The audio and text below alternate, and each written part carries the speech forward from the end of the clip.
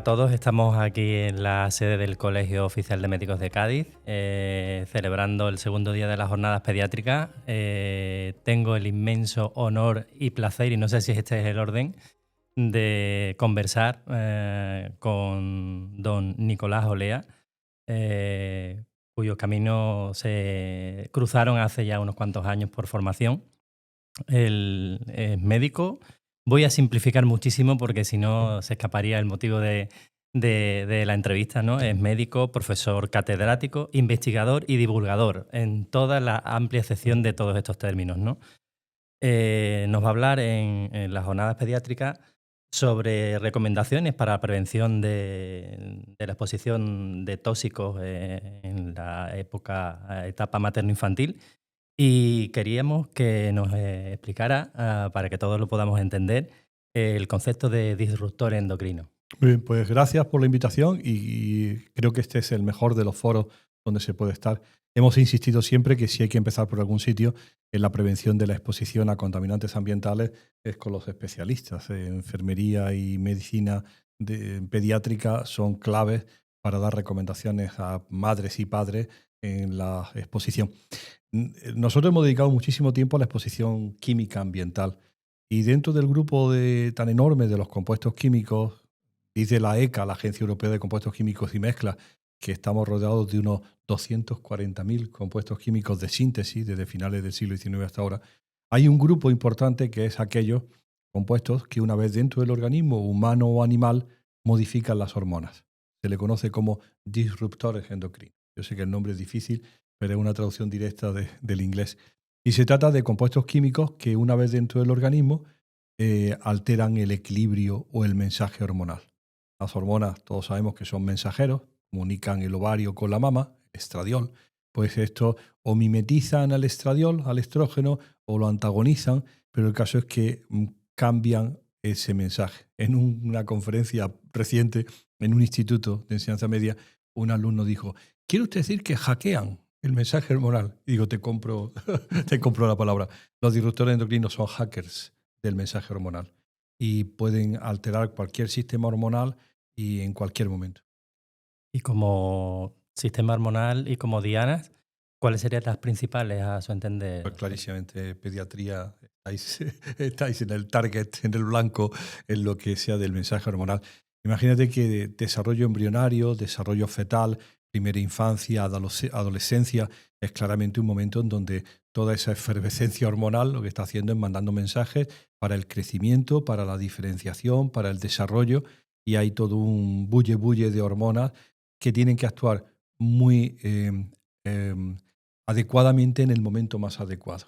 Fíjate si es duro que una de las hipótesis que perseguimos de hace más de 20 años a través de nuestra conexión con el grupo de salud infantil de la Universidad de Copenhague, de Niels Kakebæk, es que ellos definieron el síndrome de disgenesia testicular. Disgenesia testicular, que es un síndrome que abarca el riesgo de tener criptorquidia o hipospadia en el nacimiento, de tener un bajo contagio espermático cuando llevas 5 años con tu pareja y no se preña, o el tener cáncer de testículo, cada vez más frecuente. Todo eso se agrupa dentro de un síndrome de disgenesia testicular y según ellos la clave está el exceso de estrógenos o la exposición a estrógenos en las primeras 4 semanas post-fecundación, que es donde Sertoli y Leidig tienen la diferenciación y parece que es el momento crítico. Imagínate una hipótesis clínica que tiene manifestación cuando tienes 34 años y te haces un análisis de semen, tu cantidad y calidad es mala, y que la hipótesis sea qué ocurrió en el embarazo de tu madre cuando tu madre ni siquiera sabía que estaba embarazada, porque le dijo a su pareja: Pepe, me parece que estaba ya con la primera falta, y que en ese momento haya ocurrido esa exposición crítica a un estrógeno que no debería nunca de haber pasado al embrión masculino, ¿no? Para tus propias hormonas, la madre tiene sus sistemas de defensa, de unión a proteínas, de hormona libre, De regulación. de regulación. Pero para el caso del bisfenol A o para el caso del dietiletilvestrol, que vosotros conocéis muy bien los clínicos, no había ese mecanismo de defensa. Entonces, la vulnerabilidad, respondiendo a tu pregunta, la vulnerabilidad en embrión, feto, infancia y adolescencia es máxima. Y, doctor, no es casualidad que los estrógenos sean protagonistas en la disrupción. Curiosísimo, curiosísimo, curiosísimo. Toda esta hipótesis médica, que tiene su origen en el año 96 o así, viene de la hipótesis ambiental. Theo Colbert y su famoso libro, una zoóloga, y su famoso libro Nuestro futuro robado, sienta en Winspread, en Estados Unidos, a los clínicos en una mesa y le dice, mire ustedes, llevamos años de observaciones de problemas ambientales en la relación de especies. El testículo y la calidad seminal de los lagartos, de los caimanes del lago Apopka en Florida. El emparejamiento ave-ave, hembra-hembra en las aves de los grandes lagos. El intersex de los peces en los ríos canadienses. El imposex de los moluscos. El problema de la metamorfosis en los anfibios. Es decir, una cantidad de evidencia de efecto hormonal muchas veces vinculado a estrógenos y nos dice, ¿en humanos no pasa nada? Año 92. En el año 96 la Unión Europea decide que disrupción endocrina es un buen motivo y buena hipótesis de estudio. De año 96, 2006, 2016, 2026, 30 años de hipótesis. Y los clínicos, los pediatras que están asistiendo a esta reunión tienen que saber y tienen que hacer las preguntas correctas ante la causa de enfermedad y fundamentalmente las recomendaciones apropiadas para prevenir la exposición. Totalmente de acuerdo. La línea con la que empezó, doctor, habla de la prevención, ¿no? Eh, ¿Qué opina usted al respecto de las normativas y la administración? ¿Se hace lo suficiente o se nos No, escurre el agua entre los llega dedos? tarde, llega tarde, llega tarde, llega tarde. Fíjese, comunicamos la primera vez la presencia de bisfenol A en las latas de conserva en el año 95.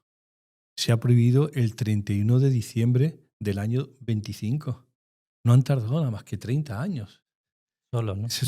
Y ahora ya van a vigilar que las latas de sardinas, las latas de guisantes y las latas de espárragos no tengan en su composición, en el recubrimiento interior, en ese plástico que va pegado en el interior de las latas, no tenga bisfenol A, porque eso contribuye a la exposición de los niños. Imagínate, yo no quiero asustar a nadie, pero imagínate la cantidad de adolescentes estudiando en los colegios, en las universidades, viniendo a Cádiz y que su cena y su merienda sea una latita de atún.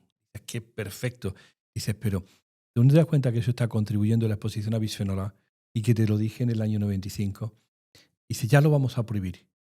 Y la pregunta, y lo que más nos duele es que ¿cuánto nos habríamos ahorrado en daño, en enfermedad, en déficit de atención, en hiperactividad, en mala calidad seminal, si hubiera sido más dirigente actuando preventivamente? Entonces, respondiendo a tu pregunta, tarda demasiado, ¿no? Llega a la administración muy tarde cuando hay una evidencia importante. Hay una tendencia ahora a prohibir anualmente 1 o 2 pesticidas de los habituales. Se prohibió el año pasado clorpirifos, un organofosforado disruptor endocrino. Se prohibió mancozeb maneb, 2 fungicidas. Se va a prohibir ahora flusenacet, que es un perfluorado. Y van cayendo porque hay evidencia de daño. Y dices, te la dije hace 30 años, que eso era previsible. Una vez que esté prohibido, ¿me vas a ayudar a pagar la factura Ujú. del psicólogo, del oncólogo y del ginecólogo? Porque si no me va a ayudar eso, de mala manera va a contribuir a la remediación del daño. Efectivamente. Ya lo ha adelantado usted, los daños que puede producir esta disrupción endocrina en el ser humano, ¿no? En el hombre y en la mujer, ¿no? Bueno, bueno. Nosotros, ¿te acuerdas? Fíjate tú cómo estamos metidos en la cabeza. Hasta el año 2000, todos nuestros papers, todas nuestras publicaciones, consideraban pues, la especie humana, llamamos hombre, y llegó por fin un epidemiólogo más interesado y dijo, ¿y por qué no segregamos los datos de exposición y efecto para ver si hay una asociación de causalidad entre hombres y mujeres? Vamos a hacerlo. Vamos a segregar por género. Bueno, y entonces nos dimos cuenta que en términos de disrupción endocrina ganan las mujeres por goleada. Tenemos la sospecha del hipotiroidismo. No sé si sabes que los endocrinos, amigos tuyos, han conseguido que la hormona tiroidea sea la quinta medicina más vendida en España, después de 4 analgésicos. Digo, ¿cómo es posible que la mitad de las españolas tengan necesidad de tomar hormona tiroidea porque tienen un hipotiroidismo de causa autoinmune? No es creíble, no es creíble. No es creíble. Sí tienen un problema tiroideo, pero no es creíble que sea autoinmune. Hay una evidencia más que suficiente para pensar que es fundamentalmente ambiental. Bueno, pues cuando se prohíbe, empiezan a sacar del mercado todos estos productos y empezamos a ver quién está afectado. 14 hipotiroideas por cada hipotiroideo. Es decir, 14 mujeres por cada hombre.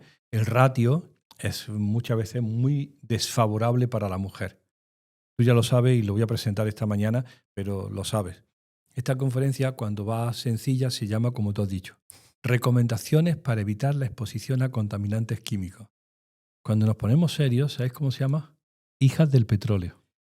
Me alegra, bueno, la palabra igual me alegra no es la más adecuada, pero el doctor Olea me ha pisado la siguiente duda que tenía, puesto que estamos enlazando lo que es disrupción endocrina, hormona, mujer, y estamos aquí hoy también aprovechando la presentación de su libro 80 recomendaciones para evitar los tóxicos. Él le propuso a su editora, según dice en el libro, el nombre que él lo veía más oportuno, que era Hijas del Petróleo. ¿Usted nos podría decir por qué? Porque descubrimos, imagínate los clínicos, qué poca evidencia o qué poca idea tenemos de cuál es el proceso industrial que conduce a hacer los plásticos, los pesticidas o los cosméticos. Y en un momento descubrimos que todo lo que veníamos midiendo en sangre y en orina de niños y de adultos eran compuestos químicos de síntesis. Y todos, el 99% son provenientes del petróleo, ya sea pesticidas o fertilizantes, ya sea cosméticos y productos de cuidado personal, ya sean plásticos en envase alimentario o en textil. Y nos ha costado un trabajo enorme entender que esta chaquetilla que yo llevo, que parece decente, es de poliéster. Y el poliéster es petróleo. Y es lo mismo que el PET de la botella de agua mineral de 1,5 litros. Si se hace laminal se llama polietilén-tereftalato, si se hace en fibra se llama poliéster. Y su origen es siempre el mismo, el petróleo. Esta mesa, estas paredes, este techo, todos son derivados del petróleo. Y cuando nos quisimos dar cuenta, bueno, aceptamos que era pues, la nueva revolución industrial de los combustibles fósiles y de las cosas. Imagínate, el otro día estoy en Nueva York, salgo del metro y me encuentro un ascensor que dice, en la subida de las escaleras pone el siguiente, era de la compañía del estado de Nueva York de petróleo. Con el sol y con el viento se obtiene energía, con el petróleo se hacen cosas. Y por allí un coche, una piragua, un traje, una mascarilla, un biberón. Dices, toma, están hablando de todo lo que sale del petróleo. Tus gafas, mi ropa, todo. Es una invasión. Y más adelante, cuando ya iba recapacitando a ver cuál es el valor del petróleo, dice, recuerde, todo lo que funciona con electricidad está hecho de petróleo. Es decir, que al final estas luchas que estás viviendo, ¿no? Que estamos viviendo por el petróleo, no son solamente por los combustibles, es porque están sustituyendo todo lo que había sido nuestro medio ambiente, el suelo de terrazo, las paredes alicatadas, las mesas de madera y el metal, por suelos de PVC rico en eftalatos, petróleo, muebles de melamina, petróleo, paredes de polietileno, petróleo, cortinas de poliéster, petróleo, con un valor añadido enorme, enorme. Si yo tuviera un pozo de petróleo, no consentiría de que tú siguieras quemándolo en tu coche a 2 euros el litro, que me ha costado esta mañana el gasóleo. Querría hacer cosas, porque el valor añadido en las cosas es enorme. Tus gafas bifocales son de policarbonato, no la montura, sino el cristal. Y valen 450 euros y son 10 gramos de policarbonato. Es decir, el valor añadido que tienen los derivados del petróleo es enorme, ha sustituido a 1000 cosas. Y eso. Imagínate tú que estás en el medio sanitario, lo que es el plástico en el medio sanitario. Y claro, las características son fantásticas porque evitan la infección y son de un solo uso. Pero simplemente el hecho ese de un solo uso. ¿Dónde va? ¿Dónde va? Tiene un impacto ambiental terrible. La Unión Europea prohibió hace ya 2 años el plástico de un solo uso en los supermercados, fundamentalmente en la sección esa que tú ibas a comprar lo de la fiesta y el cumpleaños de tu Sí, hijo, los ¿no? desechables, ¿no? Los desechables. Y estaban allí vasos, tenedores, cubiertos, en platos de un solo uso. Y están prohibidos. Y entonces vuelves al supermercado y dices, habrá un vacío, habrán puesto otra cosa. Están allí, en el mismo sitio, pero ahora ahí ponen en el sobre, en el embalaje, puede utilizarme hasta 7 veces. Madre. Es decir, no se lo han creído. No se lo han creído. Sí, se avisa, pero ahí queda, Nada, ya está por avisado, ya ya, está. Y el sistema, y tú se ya lo cumple. conoces, no vamos a hablar de eso porque estamos en el mundo médico, pero el fracaso del sistema de reciclado en España es monumental, ¿no? Doctor, ¿la información es importante desde el punto de vista científico a la población en este sentido? Sé la respuesta, pero me gustaría Pues que nos la la información compartiera. es la clave, pero produce mucha angustia, ¿no?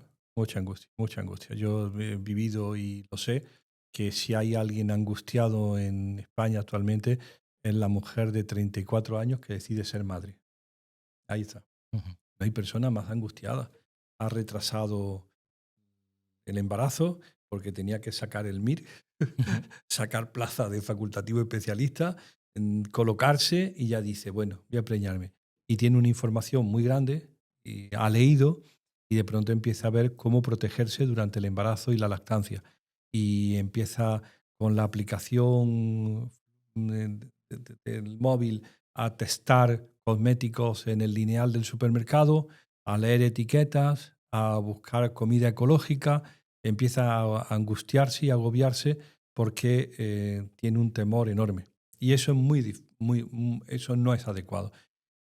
Hemos confiado, y tú lo sabes de siempre, que era el Estado quien iba a hacer eso. Era el Estado quien iba a regular de forma estricta toda la exposición y todo lo que podía ocurrir. Y, como hemos dicho al principio, es terriblemente lento para tomar esas decisiones y no está protegiendo. ¿Por qué no está protegiendo? Y esa es la parte más dura. Porque los estudios que hemos hecho de biomonitorización de la presencia de estos contaminantes en la orina de los niños, en el pelo o en la sangre o en las madres embarazadas, o nuestros famosos estudios, tenemos 32 publicaciones en placenta. Sí. Hemos medido todo en la placenta. Demuestra que la exposición está ocurriendo.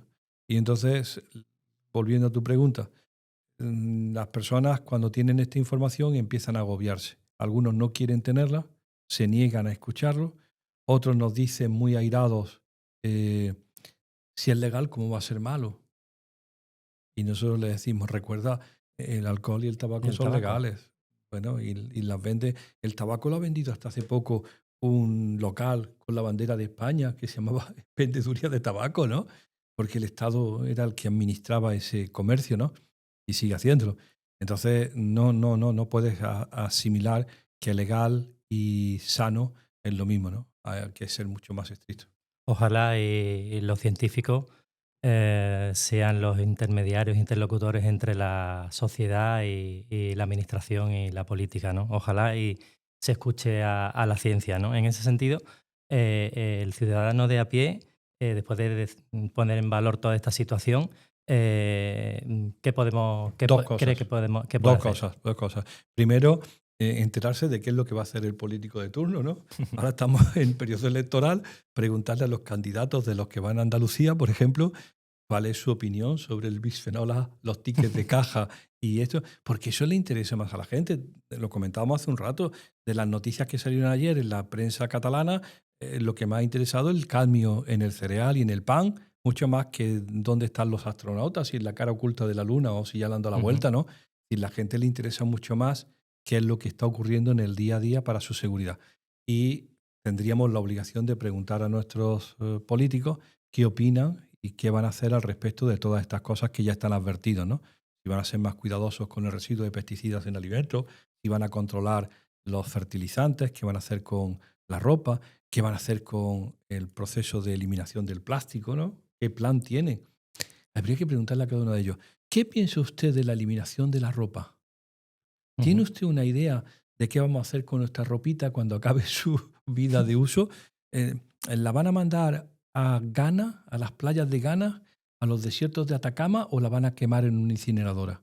A lo mejor tienen otro proceso mejor que es reducir, reutilizar, reparar. Nosotros hemos añadido zurcir. Zurcir antes de pensar en reciclar. A lo mejor reciclar es la última de las opciones y hay que pensar en reducir el uso, ¿no? Bueno, entonces esa es la primera idea política. Y la segunda, recomendaciones de carácter familiar o personal. Yo digo siempre familiar. En el libro, en el libro están las recomendaciones. Y bueno, 3 recomendaciones. ¿Te las digo? Por supuesto. Saca el plástico de tu cocina. Bien. Ya. Yo ya he empezado hace tiempo. Saca los tuppers. No te hace falta tuppers de plástico para nada. Nada. Existen de cristal y funcionan lo mismo y aguantan el microondas y el calor y son muy útiles. Segundo, tira las sartenes antiadherentes, ya sean de las antiguas o de las modernas. Hay hierro, cerámica, acero inoxidable y titanio. Yo siempre digo de broma, voy a ir al Guggenheim y le voy a arrancar una teja para freír ahí. No hace falta. Hay de acero inoxidable quirúrgico en los supermercados y duran eternamente. Es decir, saca el plástico de tu cocina, deja de consumir agua embotellada, es la estupidez de las estupideces. Hay toda una estructura para que tú desconfíes del agua de grifo. Hay tal información negativa hacia el agua de grifo que la gente pasa al lado del grifo de su cocina y se retira porque sabe que por allí salen pesticidas, nitritos, trialometano. Nunca ha habido tanta información de lo que hay en el agua de grifo, porque eso sí, en Cádiz valen 1.000 litros de agua puestos en tu casa 1,80 €. 1,80 €. Te están cobrando 2 euros por 1.000 litros y te lo llevan a tu casa en una cosa que se llama grifo. Totalmente. Y hay un tipo en el Bajo que te vende la vida eterna en una botella de plástico PET a 2 o a 1 euro el litro. Dices, tío, qué tomadura de pelo. Claro, a esos tipos, que ya sabes que son las grandes multinacionales, les interesa mucho que tú desconfíes del agua municipal. El miedo.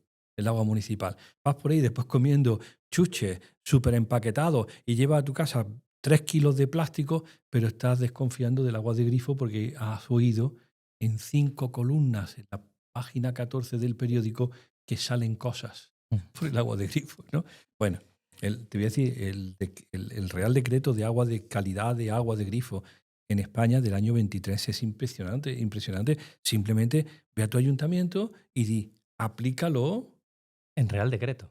Sí, buenísimo, buenísimo.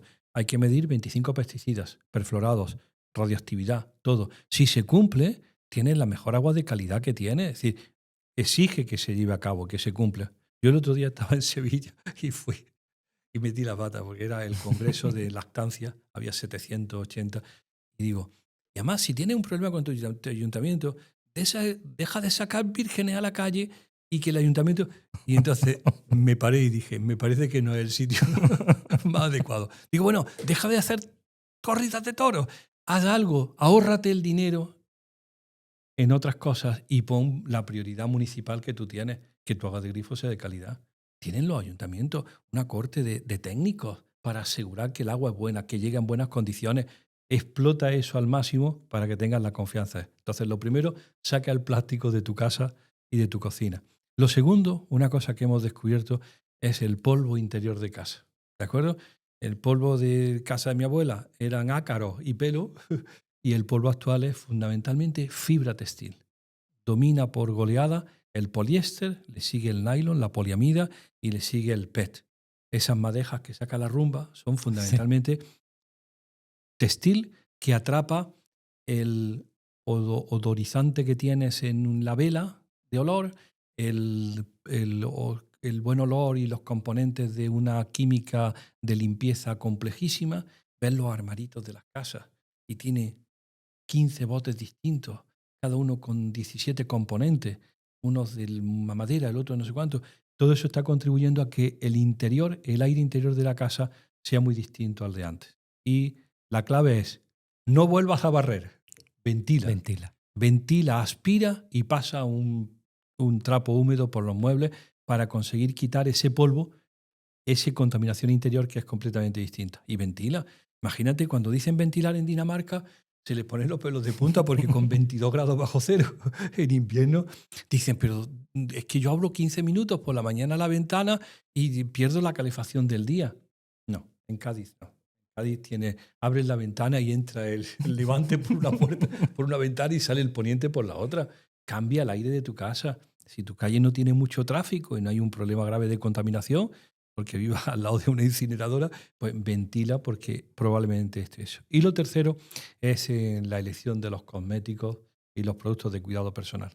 Ahí, bueno, una mujer española utiliza 14 cosméticos y productos de cuidado personal diarios.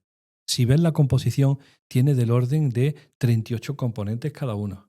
Es decir, cualquier chica de las asistentes, aquí digo chicas porque utilizan algo más que los hombres, aunque ahora Sí. ya está mucho más igualado, ¿no? Hay más cosméticos masculinos que antes. Significa 474 compuestos que te dosificas todas las mañanas. Y nosotros nos habría gustado que alguien hubiera hecho la evaluación del riesgo teniendo en consideración el cóctel. ¿De acuerdo? Correcto. La mezcla. No. Definitivamente no. Nadie la ha hecho. Se hace la evaluación de cada uno de los componentes de forma individual. Y le dices, pero si el triclosan está en el colutorio, en la pasta de dientes y en el antiséptico, y es un antitiroideo, me tendrás que decir cuál es la cantidad segura para un compuesto que es antitiroideo clarísimamente. Y además no escuchan a los científicos, porque una dosis baja de varios es el cóctel famoso, ¿no? Absolutamente. La toxicología reguladora en el siglo XXI, en el 2026, aún sigue sin considerar el efecto combinado. Cada compuesto, ya sea un pesticida en un tomate o un componente en un cosmético, se ha evaluado de forma individual para la concentración en que se ha puesto. Dice, hombre, pero si hasta un niño de primaria te diría, pero ¿y qué uno más uno no son dos? Dice, no se hace, no se admite ese tipo de realidad, ¿no? Entonces, en cosméticos, la recomendación y productos de cuidado personal es busca lo más simple, reduce el uso y, sobre todo, mi recomendación es buscar algún proveedor de confianza, ¿no? Ya hay proveedores, salones de belleza, peluquerías, en comercio, donde entienden que esto es un problema y hacen la búsqueda por ti. Y tú vas a ello sin tener que saber. Son 600 componentes con un nombre entre el inglés y el latín. ¿De acuerdo? Y unos polisílabos imposibles. O así, ciclometriconas. Y dice la gente, pero esto es imposible de leer, ¿no? Entonces, buscar el apoyo en algún comercio que tenga la misma interés que tú y te vaya procurando aquello que está más limpio. De hecho, la Agencia Europea de Compuestos Químicos y Mezclas, la famosa ECA, ha sacado la espada, ¿no? Y es la que se ha puesto a cortar cabezas. Cortó una cabeza importantísima en septiembre del año pasado, sacando 3 componentes de las uñas artificiales, ¿recuerdas? Los perfluorados, otras cosas. Sacó el triclosan de los colutorios. Prohibió terminantemente la presencia de triclosan en cualquier antiséptico, jabón para niños menores de 8 años. Un antitiroideo. Tú no puedes seguir jugando con el triclosan en la composición de los cosméticos y a la vez colocar a la hormona tiroidea en la medicina más vendida, la hormona más vendida de España. Tienes que juntar piezas y decir, no puedes seguir con esta exposición, ¿no? Que bueno todo lo que nos comparte, doctor. La información es vital, medidas lo más, entre comillas, naturales posibles. Ha hablado del agua del grifo, abrir ventanas para el aire, para evitar ese polvo que ha cambiado las características completamente. Y lo que acaba de comentar ahora también, ¿no? El hacernos responsables, ¿no? Pero también delegar en los expertos, que son los que pueden hacer de esa intermediación y ayudarnos muchísimo en este tan complejo mundo. De esta manera tan sencilla que el doctor Nicolás Olea nos ha transmitido en esta charla algunos conceptos que se nos escapaban antes de conocerle, yo les invito a que se asomen a este podcast, que lo sigan en redes. Es una persona muy cercana, muy sencilla, muy directa. Y como así lo plasma en el libro que tengo delante, 80 recomendaciones para evitar los tóxicos, lleva por la 6ª edición y muchas más que van a venir. Dan recomendaciones muy sencillas, hablan muy claro, como han podido comprobar, y es de lo que se trata. Tenemos que decir las cosas desde la ciencia, los médicos, los científicos, tenemos que hablar y decir la verdad. Se puede decir con más o menos crudeza, pero hay que decir la verdad y poner soluciones y poner a disposición de la ciudadanía estas medidas y estas situaciones. Si usted tiene algo más que compartirnos. No, agradecer enormemente estar en este foro y sobre todo en este tipo de podcast con esta difusión tan grande, porque y viniendo desde un organismo, un órgano con este prestigio, ¿no? Que es el propio órgano de los colegios médicos y los profesionales. Es un placer enorme el que sean los profesionales los que están ahora mismo liderando este tipo de recomendaciones. Voy a decir un detalle. La Sociedad Española de Endocrinología, la SEEM, y la Sociedad Española de Endocrinología Pediátrica ya han sacado 2 hojitas que presentaremos esta mañana de recomendaciones para mujer fértil y embarazada y Qué bueno. lactante. Y ha pasado a órganos superiores de la dicho, perfecto, luz verde. Y cuando empezamos decían, bueno, vamos a poder recomendaciones. Digo, no solamente vamos a dar recomendaciones al público de carácter preventivo, sino que vamos a empezar a comentarle a los especialistas, atención primaria, a pediatras, a endocrinos, que tienen que hacer una serie de preguntas y de recomendaciones de carácter personal. Ya no vale decir, bueno, eso no me concierne. Claro que te concierne, ¿no? Los especialistas tienen que tener claro que en su mano y en su autoridad y en su prestigio, porque acuérdate, en el listado de profesiones de prestigio, ¿no? Siguen siendo los sanitarios los más creíbles, ¿no? Pues tienen que decir que hay que cambiar la forma de consumir, la forma de comer, la forma de vestirse y que tendrá un beneficio seguro inmediato. Amigos, colegas, tenemos solución, tenemos esperanza, porque contamos con personas de la talla y de la altura y de la calidad y calidez humana como la del doctor Nicolás Olea. Muchísimas gracias. Gracias a vosotros.